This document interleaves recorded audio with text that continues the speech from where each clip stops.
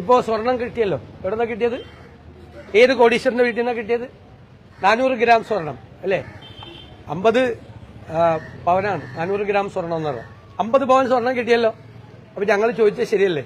ഏത് കോടീശ്വരന്റെ വീട്ടിലേക്കാണ് ഇത് വിറ്റതെന്ന് ചോദിച്ചു. ഇപ്പൊ കിട്ടിയല്ലോ. ഇപ്പോ ഞാൻ ശബരിമല വിവാദവുമായി ബന്ധപ്പെട്ട് പ്രതിപക്ഷം ഉയർത്തിയിരുന്ന മുഴുവൻ കാര്യങ്ങളും ശരിയാണ് ഇല്ലേ? മുഴുവൻ കാര്യങ്ങളും ശരിയാണ്.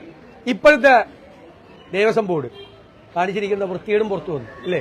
അവരിതെല്ലാം മൂടി വെച്ചിട്ട് തിരുവാഭരണ കമ്മീഷനുടെ റിപ്പോർട്ടും മറികടന്ന് ഉണ്ണികൃഷ്ണൻ പോറ്റിയെ തന്നെ വിളിക്കണം എന്ന് വാശി പിടിച്ചാളാ ഇപ്പോഴത്തെ ദേവസ്വം ബോർഡ് പ്രസിഡന്റും അതറിയുന്ന ദേവസ്വം മന്ത്രി. അത് കൃത്യമായി ഹൈക്കോടതി പറഞ്ഞിട്ടുണ്ട്. മറുപടി കൃത്യമായി കാര്യങ്ങൾ പുറത്തു വന്നല്ലോ. കൃത്യമായി കാര്യങ്ങൾ പുറത്തു വന്നു. അതുകൊണ്ടാണ് ഇപ്പോഴത്തെ ദേവസ്വം ബോർഡിനെ പുറത്താക്കണം, ദേവസ്വം മന്ത്രി രാജിവെക്കണം എന്നുള്ള നിലപാട്.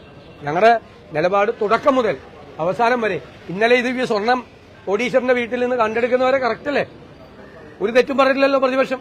ഒരു വാചകം പോലും ശബരിമല വിവാദത്തിൽ രാഷ്ട്രീയമായിട്ട് അതിനെ ദുരുപയോഗം ചെയ്യാനല്ല പറഞ്ഞത്. ഞങ്ങൾ പറഞ്ഞ എല്ലാ വാചകങ്ങളും 100% ശരിയാണെന്ന് കോടതിയും പറഞ്ഞു, അന്വേഷണത്തിലും വെളിവായിക്കൊണ്ടിരിക്കും.